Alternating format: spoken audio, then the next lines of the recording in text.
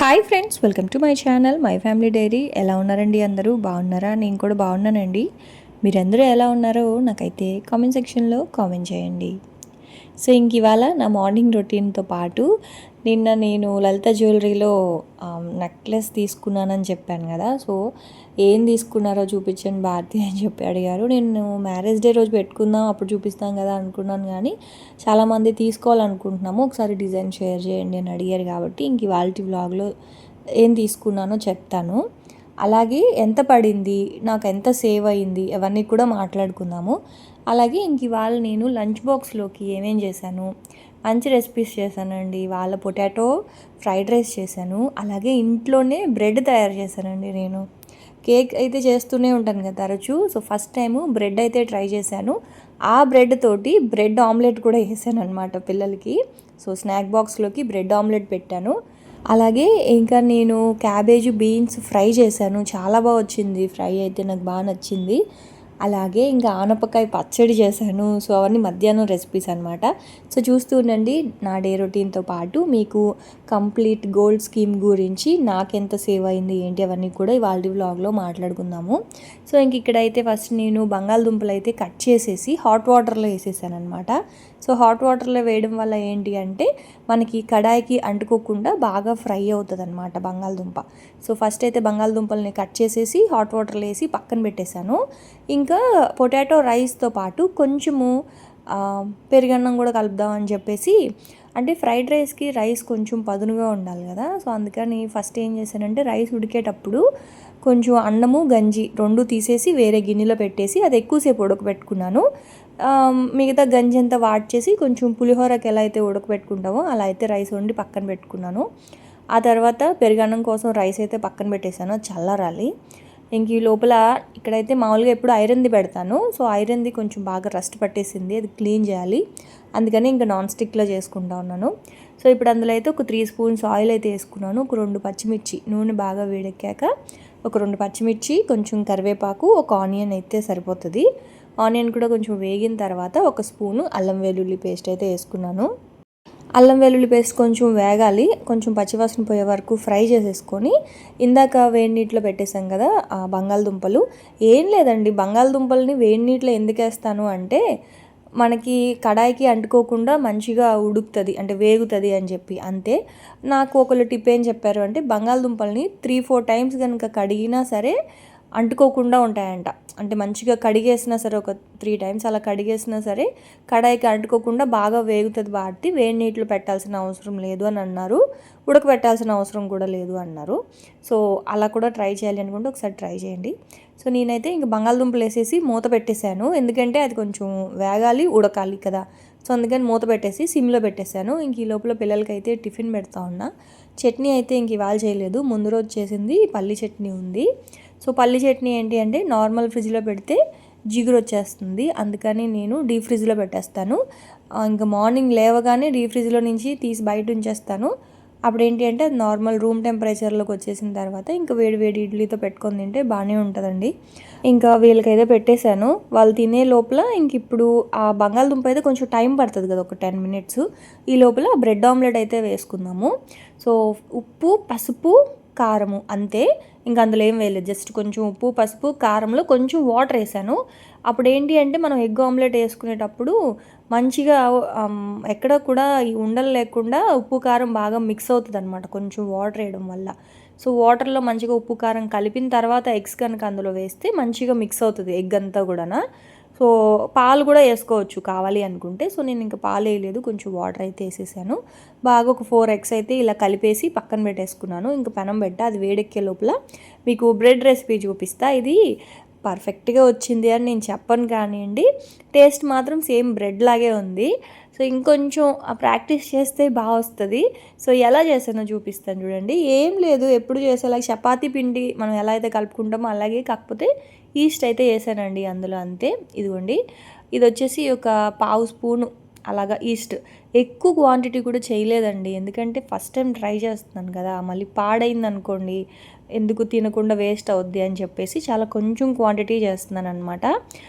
ఇక్కడ ఏంటి అంటే నేను ఒక 1/2 స్పూను ఈస్ట్ వేసాను, ఒక స్పూను పంచదార వేసి కొంచెం గోరువెచ్చని నీటిలో ఇలా ఒక 10 మినిట్స్ పక్కన ఉంచాను అనమాట.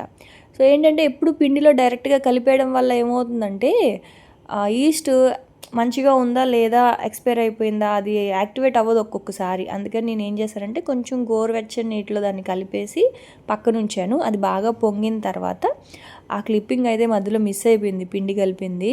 సో గోధుమ పిండి అయితే అందులో వేసేసి కొంచెం ఆయిల్, కొంచెం సాల్ట్, ఎక్కువ ఆయిల్ అవసరం లేదు, జస్ట్ 1 స్పూన్ ఆయిల్ అయితే వేసుకొని ఇలా కలిపేసుకున్నాను. హాఫ్ అన్ అవర్ పక్కన పెట్టేసుకుంటే అలా మంచిగా ఎయిర్ బబుల్స్ వచ్చేసాయి. హాఫ్ అన్ అవర్ తర్వాత తీసి చూసి మళ్ళీ ఇలా మౌల్డ్లో వేసాను అనమాట. ఒక హాఫ్ అన్ అవర్ మౌల్డ్లో ఉంచేసాను. మళ్ళీ చూడండి ఇలా మంచిగా పొంగింది. ఇదైతే కరెక్ట్గా exact perfect cake bread recipe అని నేను చెప్పనండి, ఎందుకంటే నేను కూడా ట్రై చేశాను. కాకపోతే జస్ట్ షేర్ చేస్తున్నాను అంతే మీతోటి. తర్వాత ఇంకా మంచిగా ప్రాక్టీస్ చేసి ఏదైనా ప్రాక్టీస్ చేస్తేనే రెసిపీ అనేది పర్ఫెక్ట్గా వస్తుంది, అది ఎవరికైనా. సో ఫస్ట్ అటెంప్టే సూపర్గా రావాలి అంటే అన్ని రెసిపీస్ రావు కదా. సో నాకైతే ఇలా వచ్చిందండి. నేను కేక్ బేక్ చేసుకున్నట్టు సేమ్ ఒక 30 మినిట్స్ పాటు మీడియం ఫ్లేమ్లో స్టవ్ మీద అయితే ఈ బ్రెడ్ అయితే బేక్ చేసుకున్నాను. సో ఇదిగోండి, టేస్ట్ అయితే సేమ్ బ్రెడ్ లాగానే ఉంది, సాఫ్ట్గా కూడా వచ్చింది. కాకపోతే ఏంటి అంటే కొంచెం పైన కొంచెం అలా మాడినట్లు అనిపించింది. ఇదిగోండి చూస్తున్నారా, సేమ్ బ్రెడ్ లాగే ఉంది కదా. ఇంకోటి ఏంటి అంటే మనం గోధుమ పిండితో ఇంట్లో చేసుకున్నాం, వైట్ బ్రెడ్ కాదు, వీట్ బ్రెడ్ అనమాట. సో అంతే, మనం చపాతీ పిండి ఎలా అయితే కలుపుతామో అలాగే చేశానండి. కాకపోతే కొంచెం మిల్క్ పౌడరు ఇలాంటివి కూడా వేసుంటే పాలు వేసి కలిపి ఉంటే బాగుండేమో అని నాకు తర్వాత అనిపించింది. సో ఇంకా అలా ఈసారి బాగా వచ్చినప్పుడు ఇంకొక 2-3 సార్లు బాగా ప్రాక్టీస్ చేస్తే వచ్చేస్తుంది, అప్పుడు ఖచ్చితంగా మంచిగా షేర్ చేస్తాను. ఈసారి పాలు వేసి చేస్తాను. సో ఇదిగోండి, ఇంకా బ్రెడ్ని ఏంటి అంటే ఇంకా బ్రేక్ అయితే అదే పెట్టేస్తున్నాను. టేస్ట్ బాగుందండి, ఇంకా నేను వేస్ట్ చేయకూడదు కదా, అందుకని చెప్పి అలాగే, అంటే దాని మీద జాము ఇట్లాంటివి ఎందుకులే అని చెప్పి ఇంకా ఎగ్లో మనం ఇట్లాగ డిప్ చేసి వేసేస్తే ఏదైనా చాలా బాగుంటుంది కదా టేస్ట్. సో అందుకని ఇంక ఇలా బ్రెడ్ ఆమ్లెట్ లాగా వేస్తున్నాను. నిజానికి ఉప్పు కారానికి బదులుగా కొంచెం పంచదార, ఇలాచీ పొడి, పాలు, ఎగ్ మిక్స్ చేసి ఫ్రెంచ్ టోస్ట్ లాగా చేస్తే ఇంకా చాలా బాగుండేది. కాకపోతే పిల్లలు ఎందుకో ఆ స్వీట్, అది ఎగ్లో స్వీట్ వాళ్ళు తినట్లేదు, మాకు వద్దమ్మా, మాకు నార్మల్గా బ్రెడ్ ఆమ్లెటే వేసి ఇచ్చేసే అంటున్నారు. అందుకే ఇంక ఇలా చేసి ఇచ్చేసా అనమాట. కానీ ఫ్రెంచ్ టోస్ట్ లాగా చేసుకొని తింటే చాలా బాగుంటుంది, నాకైతే చాలా ఇష్టము. కాకపోతే నేను నాన్ వెజ్ తినట్లేదు కదా కార్తీక మాసంలో, అందుకని ఇంకా వాళ్ళ కోసంగా అన్నట్లుగా ఉప్పు కారం వేసి ఇంకా అట్లా అయితే టోస్ట్ చేసేసాను అనమాట. ఈ లోపల బంగాళదుంపలు అయితే బాగా వేగిపోయాయి. ఇప్పుడు దీన్ని ఇదిగోండి 10 మినిట్స్ చాలండి, అంతకంటే ఎక్కువ టైం పట్టదు బంగాళదుంపలు ఉడకడానికి, అదే ఉడకడం అంటే వేగడానికి. సో ఇప్పుడు ఏంటి అంటే అందులో కొంచెం ఉప్పు, పసుపు వేసాను. ఎందుకంటే ఉప్పు ఇప్పుడే వేసాను, కొంచెమే వేసాను, బంగాళదుంపలకి సరిపడా ఉప్పు ఇప్పుడు వేసాను అనమాట. ఎందుకంటే రైస్ వేసేసిన తర్వాత మళ్ళీ బంగాళదుంపలు చప్పబడిపోతాయి, అంటే అది సాల్ట్ దానికి సరిపడా, అందుకే ముందే వేసేసాను. సో సాల్ట్, కొంచెం పసుపు వేసేసి మంచిగా ఫ్రై చేసిన తర్వాత ఉడకబెట్టుకున్న రైస్ వేసేసాను. ఇది నార్మల్ రైసే, బాస్మతి రైస్ ఏం కాదు. రైస్ వేసేసిన తర్వాత ఒకసారి మనం ఏ ఫ్రైడ్ రైస్కైనా ఎప్పుడూ చెప్తూనే ఉంటాం కదా, సో ఫ్రైడ్ రైస్ మనకి ఉప్పు కారాలు అవన్నీ కూడా మంచిగా స్ప్రెడ్ అవ్వాలి అంటే ఫస్ట్ ఆయిల్లో రైస్ అనేది బాగా ఫ్రై అవ్వాలండి కొంచెం. అప్పుడు ఏంటి అంటే మనకి పొడి పొడిగా ఉంటుంది, ముద్దలాగా ఉండదు కదా రైస్, కొంచెం విడిపోతుంది ఆయిల్లో కొంచెం వేగితే. అప్పుడు కనుక మనం మసాలా పొడి ఇవన్నీ వేసుకున్నామంటే రైస్కి బాగా పట్టుకుంటాయి అన్నమాట. సో అందుకే ఫస్ట్ నేను రైస్ వేసేసి బాగా మిక్స్ చేశాను. ఆ తర్వాత 1/2 స్పూన్ కారము, 1/2 స్పూన్ ధనియాల పొడి, తర్వాత పిజ్జా సీజనింగ్ తెచ్చాను కదా మొన్న డిమార్ట్ నుంచి, సో అదైతే ఒక 1/2 స్పూన్ వేసుకున్నాను. మీకు వద్దు అనుకుంటే మీరు నార్మల్ కొంచెం గరం మసాలా వేసుకోండి, పెప్పర్ పొడి, గరం మసాలా. ఆ తర్వాత ఒక స్పూను సోయా సాసు, ఒక స్పూను టమాటో కెచప్, అంతే. మళ్ళీ సాల్ట్ కూడా వేసుకున్నాను. స్టార్టింగు బంగాళదుంపలకి సరిపడా కొంచెం సాల్ట్ వేసాను, మళ్ళీ రైస్ వేసుకున్న తర్వాత కూడా మళ్ళీ కొంచెం సాల్ట్ వేసుకున్నాను. సో ఫస్ట్ ఏంటి అంటే మంచిగా కలిపేసి అప్పుడు హై ఫ్లేమ్లో కలిపేయండి, అప్పుడు మనకి మంచిగా స్మోకీ ఫ్లేవర్ వస్తుంది. నాన్ స్టిక్ కంటే కూడా ఫ్రైడ్ రైస్లు ఎప్పుడైనా సరే ఐరన్ కడాయిల్లోనే బాగా వస్తుంది, ఎందుకంటే హై ఫ్లేమ్లో చేసినప్పుడు ఆ స్మోకీ ఫ్లేవర్ వచ్చి ఆ రైస్కి పట్టుకుంటుంది అనమాట ఆ స్మోకీ ఫ్లేవరు. కాకపోతే ఇంకా ఆ కడాయి బాగాలేదు, అందుకని చెప్పేసి ఇంక నేను నాన్ స్టిక్లో అయితే చేశాను. వాటి మీరు ఎందుకు స్టీల్ గరిట పెట్టారు నాన్ స్టిక్లో అని అడగండి, అది కూడా కడగడానికి ఉందన్నమాట. సో అంటే సిలికాన్ ఉంటుంది, అది కూడా కడగడానికి ఉంది. ఇంక అందుకే ఇంక ఇది పెట్టాల్సి వచ్చింది. ఉదయం పూట కదండి, కంగారు అయిపోతుంది ఒక్కొక్కసారి. సో ఇంకా బ్రేక్ అయితే ఇది పెట్టేశాను. 2 బ్రేక్స్ ఏం కాదు, ఒక బ్రేకే. ఎగ్జామ్స్ జరుగుతున్నాయి పిల్లలకి. సో వాళ్ళకి ఏంటి అంటే ఒక బ్రేకే అమ్మ, అంటే ఇవ్వట్లేదు, మార్నింగ్ బ్రేక్ ఇవ్వట్లేదు అని అంటున్నారు. సరే అని చెప్పేసి ఇంకా ఒక బ్రేక్ కోసం పెట్టాను. తర్వాత కొంచెం పెరుగన్నం, అంటే ఇది ఫ్రైడ్ రైస్లు కదండి, కొంచెం రైతా తింటే బాగుంటుంది. వీళ్ళు రైతా తినరు, మా వారు తింటారు కానీ పిల్లలు తినరు. సో అందుకని రైతాకి బదులుగా కొంచెం అన్నం కొంచెం వేసి ఎక్కువ పెరిగేసి ఇట్లా కొంచెం పెరుగన్నం కట్టేస్తాను. సో అప్పుడు బ్యాలెన్స్ అవుతుంది కదా అని చెప్పి, వేడి చేయకుండా ఉంటుందని. ఇంకోటి ఏంటంటే ఈ చలికాలంలో మనం మజ్జిగన్నం బాగా స్కిప్ చేస్తాము, కానీ నేనైతే ఏం స్కిప్ చేయనండి. మజ్జిగన్నం మాత్రం నా ఫేవరెట్. మీకు ఇష్టమైన కూర ఏంటి అంటే మజ్జిగన్నం పచ్చడి అని చెప్తాను. నాకు ఆ రెండు ఎందుకో, ఎన్ని కూరలు ఉన్నా సరే ఆ పెరుగుతో తిని కొంచెం పచ్చడన్నం నంచుకొని పెరుగన్నం తింటే అప్పుడు కడుపు ఫుల్ అవుతుంది అనమాట. సో పిల్లలకి మా వారికి కూడా ఇంకా అదే పెట్టేశాను. నాకు పొటాటో రైస్ కొంచెం ఇష్టము, అందుకని చెప్పి ఇంకొంచెం ఎక్కువ చేసుకున్నాను అంతే నా వరకు. సో మధ్యాహ్నం వంట అయితే చేసేస్తాను, ఎందుకంటే నైట్ టైం వంట చేయాలంటే చేయలేకపోతున్నాను. అందుకని ఇంకా బీన్స్ ఫ్రై అవన్నీ మధ్యాహ్నం రెసిపీ అనమాట. సో ఇంక బాక్సులు అయితే ఇంకా వీళ్ళకి లంచ్ బాక్సులు అయితే అయిపోయాయి. సో నన్ను గోల్ స్కీమ్ గురించి నిన్నంతా అడిగారండి, నిన్నంతా కామెంట్స్లో అవే, నేను రిప్లై అయితే ఇవ్వలేకపోయాను కదా. సో ఇవాళ వ్లాగ్లో రిప్లై ఇద్దాంలే అని చెప్పేసి ఇంక నిన్న అందరికీ కూడా ఒక్కొక్కరికి ఏం రిప్లై ఇవ్వలేక ఇవాళ వ్లాగ్లో చూపిస్తున్నాను చూడండి. సో ఇది నేను తీసుకున్న ఇయర్ రింగ్స్ అనమాట. సో నిన్న వీడియోలో మీకు ఒకటి వైట్ స్టోన్ ఇయర్ రింగ్స్, ఒకటి జుమ్కాస్ ఒకటి చెప్పాను కదా. సో వైట్ స్టోన్వి కూడా బాగున్నాయి, లైట్ వెయిట్లో వచ్చాయి. మెయిన్గా అంత హెవీ ఇయర్ రింగ్స్ 5.5 గ్రామ్లో రావడం అంటే బాగా అనిపించింది. కాకపోతే ఇంకా మనీ సెట్ అవ్వలేదు, అందుకే అవి తీసుకోలేదు. ఇవి వచ్చేసి 12 గ్రామ్స్ అండి. ఇది నేను స్కీమ్ కట్టి తీసుకోలేదు, నార్మల్గా అమౌంట్ ఇచ్చే తీసుకున్నాను అనమాట. సో దీనికి వేస్టేజ్ వచ్చేసి ఏంటి, ఇక్కడ ఒకటి మనము లలిత జ్యువెలరీ కానీ లేకపోతే ఏదైనా షోరూమ్స్లో వేస్టేజ్ విఏ అని వేస్తారండి. అది వేస్టేజ్, మేకింగ్ ఛార్జెస్ రెండు కలిపి వేస్తారు. సో నిన్న ఒకళ్ళు అడిగారు, మీరు వేస్టేజ్ గురించి మాట్లాడట్లేదు ఏంటి భారతి, మేకింగ్ ఛార్జెస్ గురించి మాట్లాడుతున్నారు కానీ అన్నారు.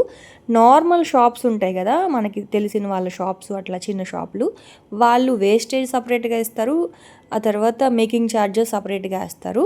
సో ఇలాంటి పెద్ద పెద్ద షోరూమ్స్లో ఏంటి అంటే రెండు కలిపి ఒకే దాంట్లో వేసేస్తారనమాట విఏ అని చెప్పి.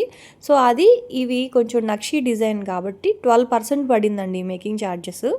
అదే విఏ అంటారు కదా, సో విఏనో వేస్టేజో మేకింగ్ ఛార్జెస్ రెండు కలిపి ఒకటే అనమాట. సో 12% పడింది, 3% జిఎస్టీ.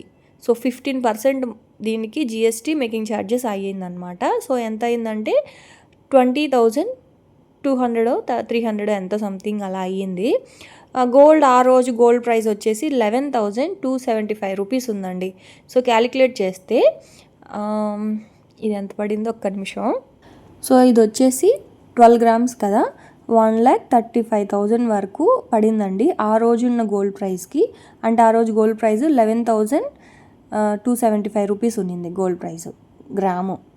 సో అప్పుడు నాకు 12 గ్రామ్స్ వచ్చేసి 1,35,000 ఓన్లీ గోల్డ్ కాస్ట్ అయింది. దానికి మేకింగ్ ఛార్జెస్ ఒక 20,000 చేంజ్ అలా అయింది. సో ఓవరాల్గా 1,55,000 ఇయర్ రింగ్స్ అనమాట. సో నేను స్కీమ్ కట్టి తీసుకుంది ఏంటి అంటే ఈ నెక్లెస్ అండి. సో కరెక్ట్గా నేను కట్టిన స్కీమ్ డబ్బులకి కరెక్ట్గా సరిపోయింది, అందుకే చైన్ కూడా తీయించేసాను అనమాట ఆ నెక్లెస్కి. సో నేను కాసులది తీసుకున్నాను కదా, ఎందుకంటే కాసులు తీసుకున్నాను, వేరేవి కూడా నచ్చాయి. కాకపోతే ఎప్పటికైనా సరే కాసు డిజైన్ అనేది ఎప్పటికైనా ఎవర్ గ్రీన్లా ఉంటుంది కదా, అంటే ఓల్డ్ మోడల్ అవ్వదు కదా కాసు డిజైను. సో అందుకని చెప్పి ఇంకా కాసులది లాగా ఎప్పటి నుంచో నాకు కాసుల పేరు అయితే ఇష్టము. 3/4 అడిగాను అతన్ని, లేదండి ఆర్డర్ ఇచ్చి చేయించుకోవాలి అన్నారు. సరే ఇంకెందుకులే అని చెప్పేసి ఇంక నేను ఇలా నెక్ పీసే తీసుకున్నాను. 3/4 అయితే బాగుండేది. నేను ఇంక ఇయర్ రింగ్స్ కూడా తీసుకోకుండా 3/4 తీసుకుందామని అనుకున్నాను, కానీ ఆర్డర్ ఇవ్వాలి అనేసరికి ఇంకా ఆమెగా అయిపోయా. ఎందుకంటే దూరం కదా విజయవాడ, ఆస్తమానం ఎవరు వెళ్తారులే అన్నట్లుగా ఇంకా నేను అదే తీసేసుకున్నాను. ఎగ్జాక్ట్గా నేను కట్టిన స్కీమ్కి 25 గ్రామ్స్ వచ్చాయి. 25 గ్రామ్స్కి అదైతే తీసేసుకున్నానండి. వెనకాల చైన్ అయితే తీయించేసాను.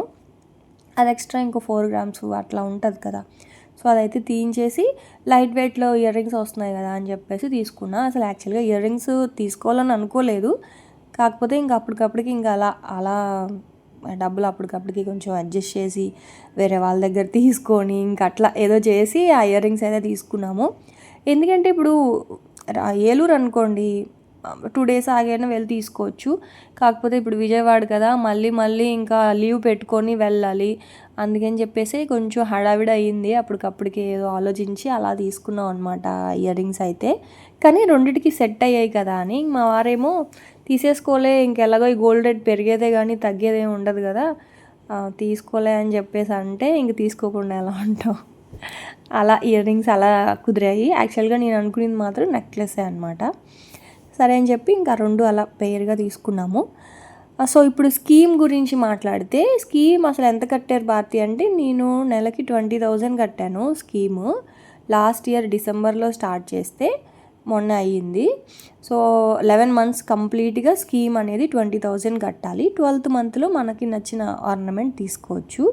సో ఇదేంటి అంటే ఒక్కొక్కళ్ళు ఒక్కొక్కలాగా ఉంటుందన్నమాట స్కీమ్ అనేది. వీళ్ళ దగ్గర స్కీమ్ ఏంటి అంటే 11 months తర్వాత 12th monthలో మనం ఏ డిజైన్ అయినా తీసుకోవచ్చు, మనకి నచ్చిన డిజైన్ తీసుకోవచ్చు. దానికి ఎంత డిజైన్, ఎంత మేకింగ్ ఛార్జెస్ ఉన్నా, ఎంత వేస్టేజ్ ఉన్నా సరే మనకి ఫ్రీగానే వస్తుంది అనమాట. అయితే మన దగ్గర ఉన్న గోల్డ్ అంటే మనకి ఎంత అయితే గోల్డ్ వస్తుందో ఆ గోల్డ్కి సరిపడా ఆర్నమెంట్ ఎంత వేస్టేజ్లో అయినా సరే తీసుకోవచ్చు. అది 18%, 20%, 12% అని ఏమి ఉండదు. సో అన్లిమిటెడ్ ఎంతైనా తీసుకోవచ్చు. 3% GST అయితే పే చేయాలి. సో ఇప్పుడు నేను తీసుకున్న ఆర్నమెంట్ ఏంటంటే నక్షి డిజైన్ కదా, సో ఇయర్ రింగ్స్ కూడా నక్షి డిజైనే, ఇది కూడా నక్షి డిజైనే. సో నక్షి డిజైన్స్ అన్నీ కూడా 12% ఉందండి అక్కడ వేస్టేజ్. అదే మేకింగ్ ఛార్జీ చెప్తారు కదా, సో మేకింగ్ ఛార్జీ అన్నా లేదు వేస్టేజ్ అన్నా రెండు ఒకటే. 12% ఉంది అక్కడ. సో 12% నాకు తగ్గినట్లే అనమాట. సో ఇప్పుడు దీనికి 12% అంటే ఎంత పడిందంటే 33,000, దాదాపు 34,000 వరకు మనకి మేకింగ్ ఛార్జెస్ అనేవి మిగిలాయండి. 34,000 మేకింగ్ ఛార్జెస్ అయితే మిగిలాయి. ఇంకోటి ఏంటంటే గోల్డ్ ప్రైస్ పెరిగింది కాబట్టి 2,80,000 చేంజ్ అలా పడింది. సో నేను కట్టింది ఎంత, 2,20,000. సో 2,20,000లో 2,80,000లో 20,000 తీసేస్తే ఆల్మోస్ట్ అక్కడ ఒక నాకు 60,000 మిగిలినట్టు, ప్లస్ ఇది ఒక మేకింగ్ ఛార్జెస్ ఒక 33,000, అంటే ఓవరాల్గా నాకు 1,00,000 దాకా మిగిలినట్టే అనమాట. అంటే గోల్డ్ ప్రైస్ పెరిగింది కాబట్టి. సో అప్పటికి ఇప్పటికి అంటే లాస్ట్ డిసెంబర్ నుంచి ఇప్పుడు డిసెంబర్ వచ్చేస్తుంది కదా, సో ఇలా 1 yearకి దాదాపుగా 90,000 నుంచి 1,00,000 మిగిలిందనమాట అంతే. అంటే ఈ గోల్డ్ స్కీమ్ కట్టడం వల్ల మన బెనిఫిట్ ఏంటి అంటే, గోల్డ్ రేట్ ఇలా ఏ రోజు పెరుగుతూ ఉంటుందో మనం చెప్పలేం కాబట్టి ఇలా స్కీమ్ ద్వారా తీసుకోవడం ఒకందుకు బెటర్ ఆప్షన్. ఇంకోటి ఏంటి అంటే ఫిక్స్డ్ డిపాజిట్ స్కీమ్. మన దగ్గర అమౌంట్ ఉండి పిల్లల పెళ్ళిళ్ళకి, ఫంక్షన్స్కి అట్లాగే ఎప్పుడైనా పిల్లలకి సేవ్ చేయాలి అనుకుంటే మన దగ్గర అమౌంట్ ఉన్నప్పుడు తీసుకెళ్ళి డిపాజిట్ చేసేస్తే లలితాలో, మళ్ళీ మనకి 11 months తర్వాత ఇలాగే సేమ్ ఎంత మేకింగ్ ఛార్జెస్ ఉన్నా, మనం వడ్డానాలు తీసుకున్నా, హారాలు తీసుకున్నా, ఏవి తీసుకున్నా సరే ఓన్లీ GST 3% పే చేస్తే చాలు, మనకి ఎటువంటి వేస్టేజ్ అయితే VA అయితే పడదనమాట. సో ఇది కూడా అందరికీ తెలిసే ఉంటుంది మ్యాక్సిమం. నేను అందుకే అందరికీ తెలిసి ఉంటుందని నిన్నైతే నేనేమీ చెప్పలేదు. కానీ మన వాళ్ళు చాలామంది అయితే స్కీమ్ ఎక్స్ప్లెయిన్ చేయండి భారతి, అసలు ఎంత పడింది ఏంటి అని చెప్పి.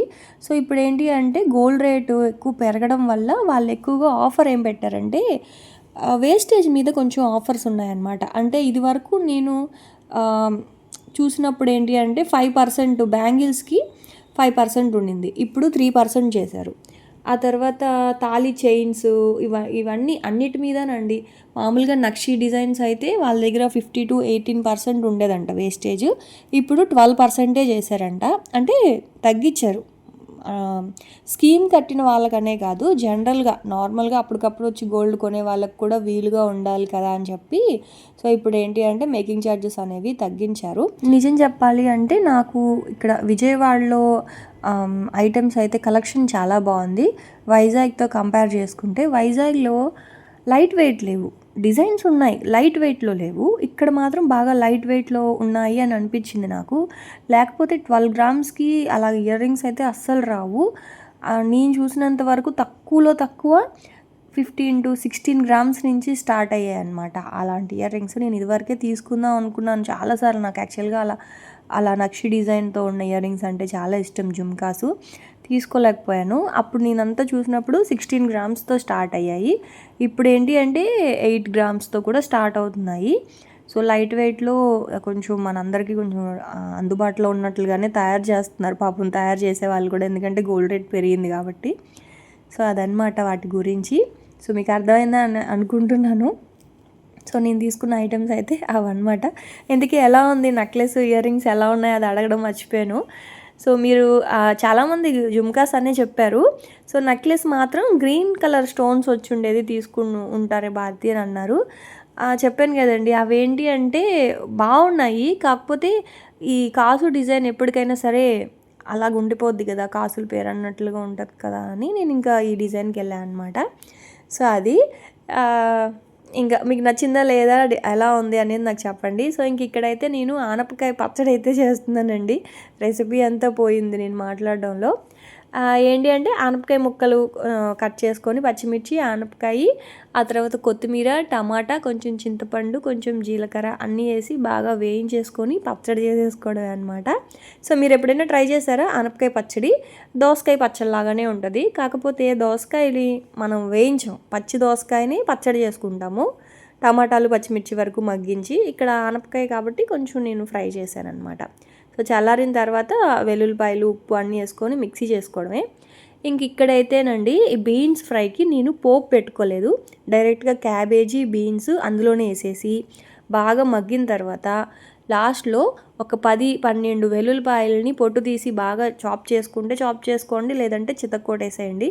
నేనైతే కొంచెం చితక్కొట్టేసాను. ఆ తర్వాత మీరు తినే కారాన్ని బట్టి చిల్లీ ఫ్లేక్స్ వేసుకోండి, చాలా బాగుంటుంది. అలాగే ఒక 2 స్పూన్స్ నువ్వులు, ఒక 1/2 స్పూన్ చిల్లీ ఫ్లేక్స్, తర్వాత నేను డీమార్ట్ నుంచి తెచ్చిన మిక్స్డ్ పిజ్జా సీజనింగ్ ఉంది కదా, సో అదైతే ఒక 1/2 స్పూన్ వేసాను. అది లేదు అనుకుంటే నార్మల్గా ఆరిగానో ఉంటే ఆరిగానో అది వేసుకోండి. ఆరిగానో, చిల్లీ ఫ్లేక్స్, గార్లిక్ వేసుకొని కొంచెం సాల్ట్ వేసేసి కలిపేయండి. వేపుడు నిజంగా చాలా బాగుంటుందండి అన్నంలో కలుపుకొని ఉంటే. చూడడానికి ప్లెయిన్గా ఉంది, అంటే అంత కలర్ఫుల్గా లేదు కదా, కానీ నాకు మాత్రం బాగా నచ్చింది. అంటే కొంచెం నాకు జలుబు చేసి గొంతంతా అలా ఉంది కదా, సో వేడి వేడి అన్నంలో కొంచెం కలుపుకొని తింటే ఎంత బాగుందో నోటికి. సో ఖచ్చితంగా ట్రై చేయండి. ఆ తర్వాత ఇంకా ఆనపకాయ పచ్చడి కూడా నేను ఇంకా చాపర్లో వేసాను. కొంచెం కచ్చా పచ్చాగా ఉంటే బాగుంటుంది కదా అని, మిక్సీలో అయితే మరి పేస్ట్ లాగా వచ్చేస్తుందని ఇంక చాపర్లో అయితే వేసుకున్నాను అనమాట.